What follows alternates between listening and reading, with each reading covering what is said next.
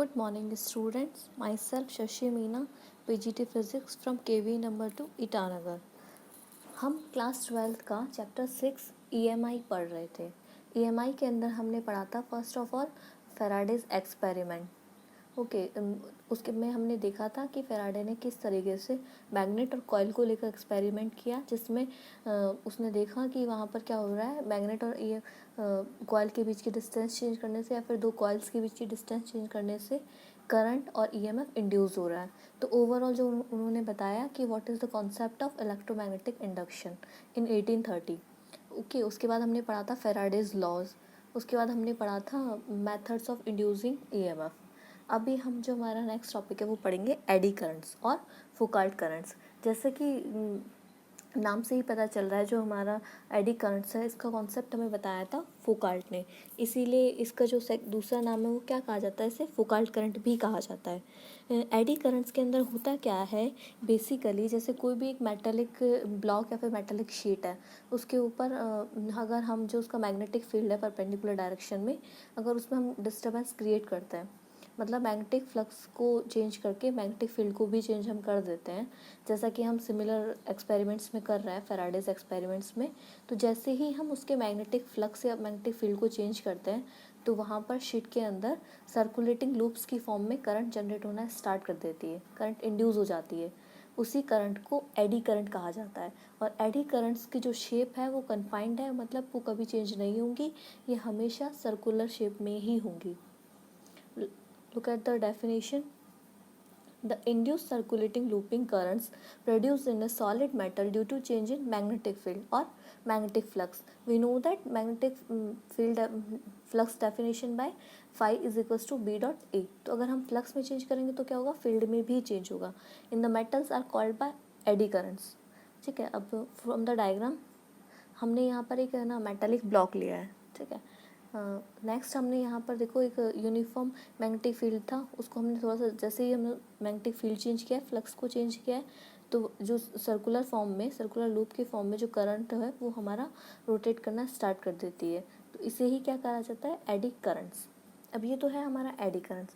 Eddy currents के applications, तो eddy currents मतलब क्यों पढ़ रहे हैं हम एडी करंट, हमें क्या ज़रूरत है एडी करंट्स पढ़ने की, या फिर हम कह सकते हैं कि डेली लाइफ में एडी करंट्स के यूजेस क्या क्या हैं।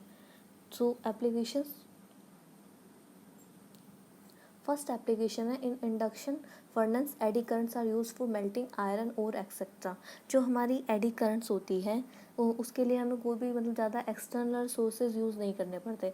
अब इसके थ्रू हम क्या कर सकते हैं, जो भी हमें मतलब लार्ज स्केल पर आयरन ओर वगैरह इनको मेल्ट करना है या फिर किसी और मेटल्स वगैरह को मेल्टिंग करना है, तो उसके लिए हम क्या यूज़ कर सकते हैं, हमारा एडी करंट को हम वहाँ पर यूज़ कर सकते हैं। सेकंड पॉइंट है हमारा इन स्पीडोमीटर।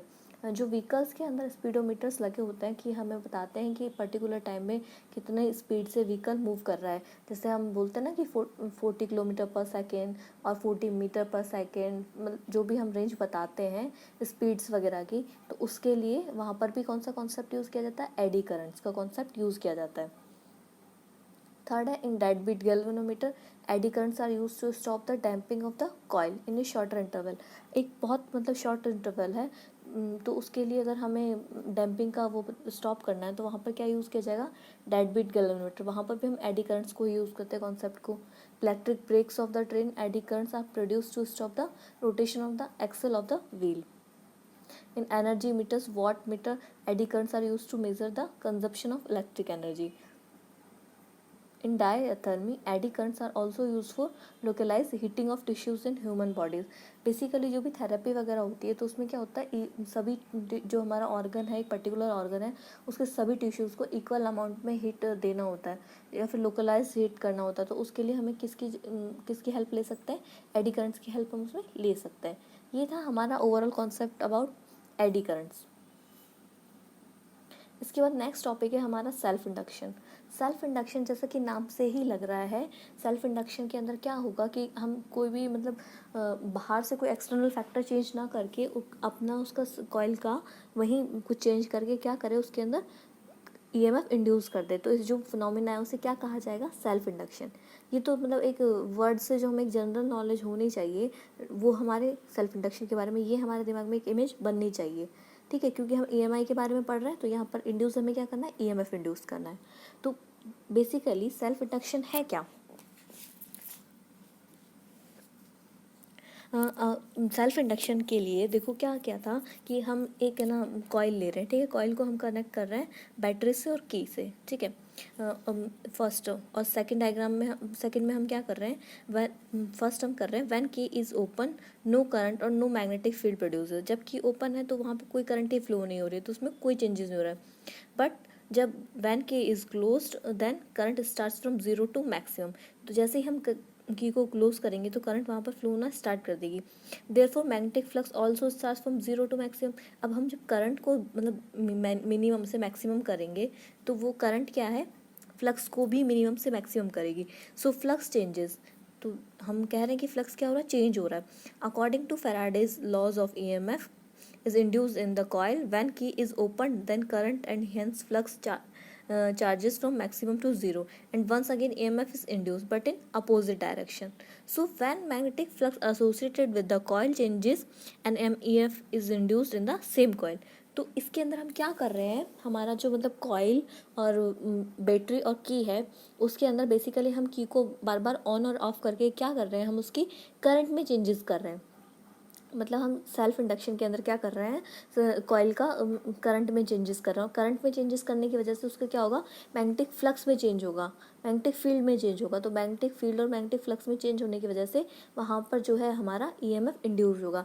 ये जो पूरा फिनोमिना है इसे ही कहा जाता है self induction. Self induction is the phenomena of inducing EMF in the self coil due to change in current and hence the change in magnetic flux in the coil.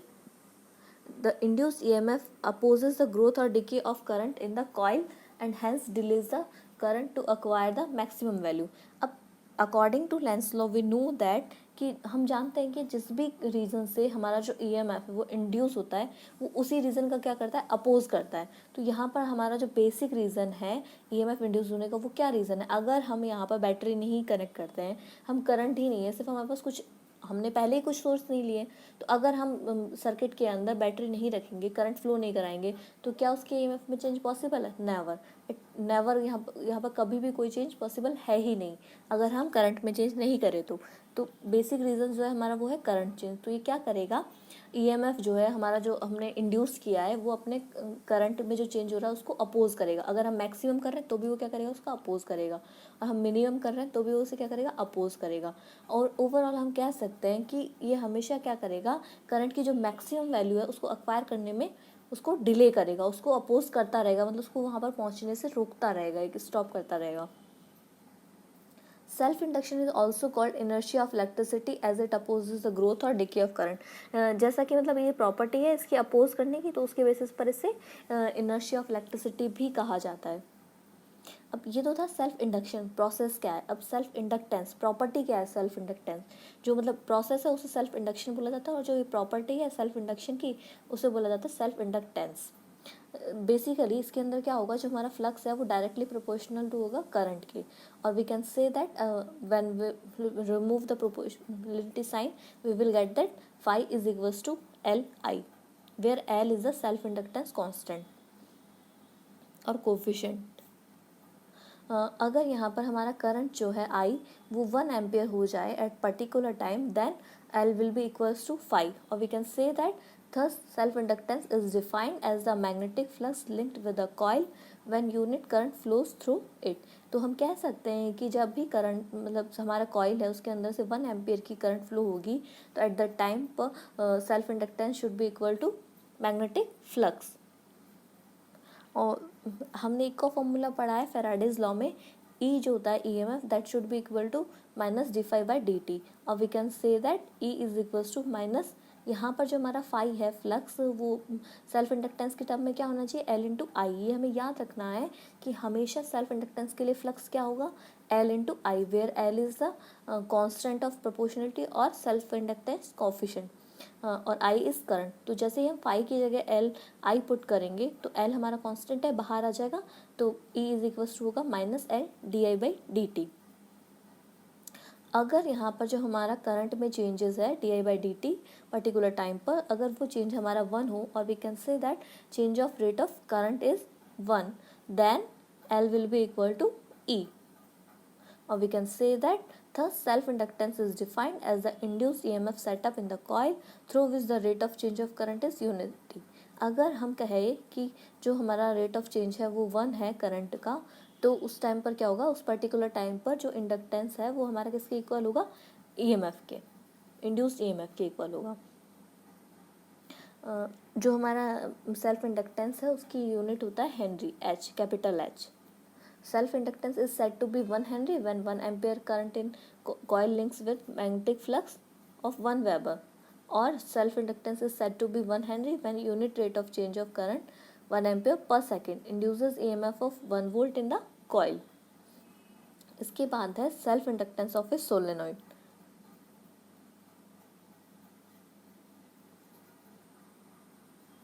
Self inductance of A solenoid हमें जो derive करना है उससे पहले हम सबसे पहले assume करेंगे एक सोलेनॉइड के बारे में।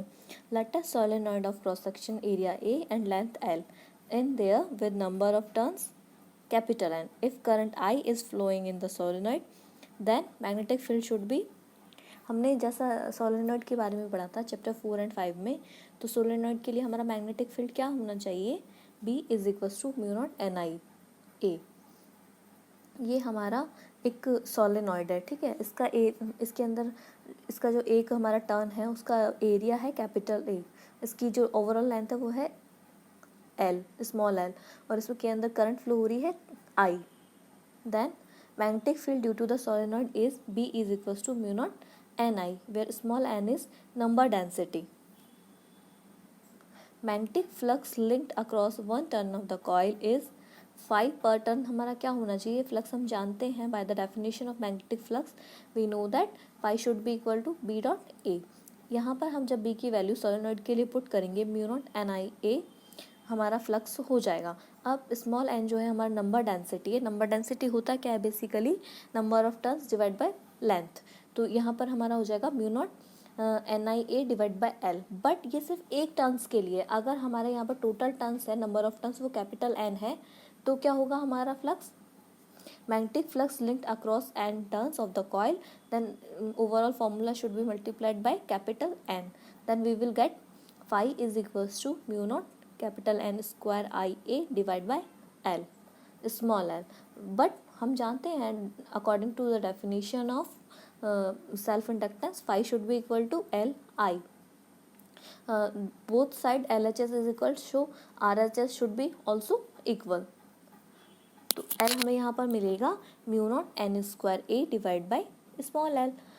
यहाँ पर जो हम N बाई L है उसको अगर हम स्मॉल n से रिप्रेजेंट करें, और वी कंसिडर हमें जो हमारा फॉर्मूला है mu naught N square A by L, अगर उसमें हम both side upper and down अगर हम स्मॉल l से मल्टीप्लाई करेंगे तो हमारा हो जाएगा mu naught N square A into small l divide by L square. तो जो हमारा capital N by small l है वो हमारा क्या होता है, नंबर डेंसिटी। तो अगर हम नंबर डेंसिटी की टर्म्स में इस फॉर्मूले को प्रेजेंट करना चाहेंगे तो हम लिखेंगे mu naught small n square A into L। हमें दोनों फॉर्मूला याद होना चाहिए क्योंकि न्यूमेरिकल्स में डायरेक्ट हम फॉर्मूला ही यूज़ कर सकते हैं। Hope you will understand. Thank you.